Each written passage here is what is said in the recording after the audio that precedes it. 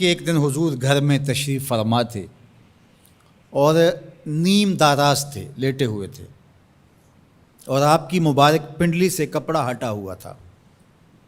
مرد کا پردہ گھٹنوں سے لے کر کے ناف تک ہے۔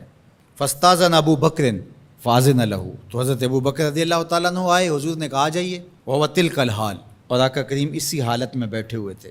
فتحدث، وہ بیٹھے اور حضور سے ہم کلام ہوئے۔ ثم استاذن عمر، پھر حضرت عمر آئے، انہوں نے اذن طلب کیا تو حضور نے کہا آ جائیے، اور حضور اسی حالت میں تشریف فرما رہے۔ فتحدث، وہ بھی بیٹھے اور گفتگو چلتی رہی۔ ثم استاذن عثمان، پھر حضرت عثمان کی آواز آئی، حضور میں اندر آ سکتا ہوں؟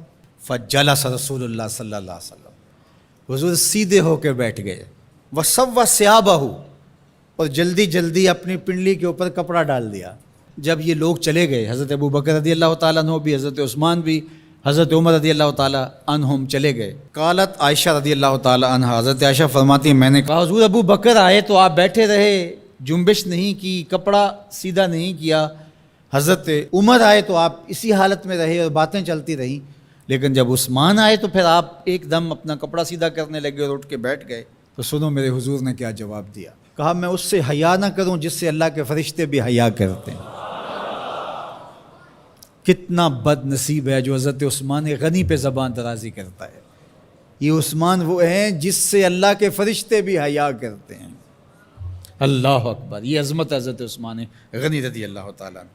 فرماتے ہیں حضرت مرہ بن قاب رضی اللہ تعالیٰ عنہ، حضور نے فتنوں کا ذکر کیا، فرماتے ہیں فمر رجل مقنع فی ثوب، ایک شخص گزرا اور اس نے اپنے سر کے اوپر چادر اوڑھی ہوئی تھی، وہ چادر سے اپنے چہرے کو ڈھانپا ہوا تھا۔ فرمایا جب فتنے ہوں گے اور بہت فتنے اتریں گے تو یہ شخص جو گزر رہا ہے، یہ چادر اوڑھے جا رہا ہے، یہ اس دن حق پہ ہوگا، یہ ہدایت پہ ہوگا۔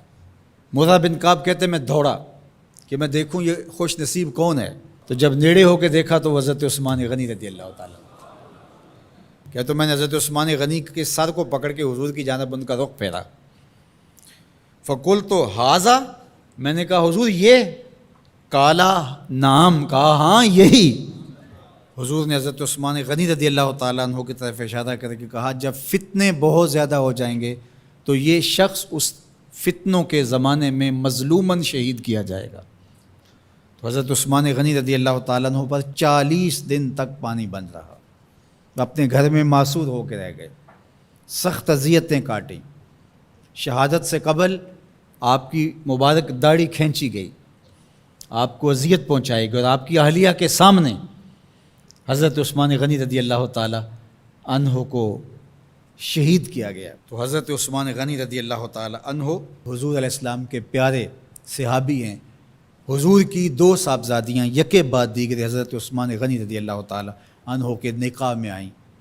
آپ کے بہت سارے نمایاں وصف ہیں جن میں حضور کا 2 مرتبہ داماد بننا، اور پھر فرمایا اگر میری اور بھی صاحبزادیاں ہوتی تو میں عثمان سے نکاح کر دیتا، اور پھر ذوالہجرتین 2 ہجرتیں، حبشہ کی جانب اور مدینہ المنورہ کی جانب، پھر شہادت کا اعزاز، اولین مسلمانوں میں ان کا شمار ہے، 10 مبشرہ میں ان کا شمار ہے، 4 خلفائے راشدین کے اندر ان کا 3را نمبر ہے۔ جمع قرآن اور نشر قرآن کی سعادت اللہ نے ان کے حصے میں رکھی۔ آپ کے اوصاف میں سے 2 وصف بہت نمایاں ہیں، ایک تو آپ کا سخی ہونا، دوسرا آپ کا وصف نمایاں حیا تھا۔ تو آج حضرت عثمان غنی رضی اللہ تعالیٰ عنہ کی ان صفتوں کو، حیا کو اپنے کلچر میں فروغ دینے کی ضرورت ہے، اپنی معاشرت میں فروغ دینے کی ضرورت ہے۔ ایک مرد ہو کے اتنا حیا دار، تو پھر عورت ہو کر حیا کی چادر پھاڑ دے اور وہ اس کو آزادی کا نام دے، تو اس سے وہ نسوانیت کا نور رخصت ہو گیا۔ اقبال نے کہا تھا جس علم کی تاثیر سے زن ہوتی ہے نازن، کہتے ہیں اسی علم کو ارباب نظر موت۔ تو حضرت عثمان غنی رضی اللہ تعالیٰ عنہ حیا اور سخاوت کے بہرے بے کراں تھے۔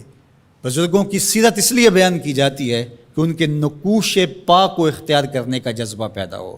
ان کا ذکر کرنا اس امت پر قرض ہے، اور ان کی محبت اور ان کا پیار اس امت کے رگ و ریشہ کے اندر محو نفوذ ہونا چاہیے۔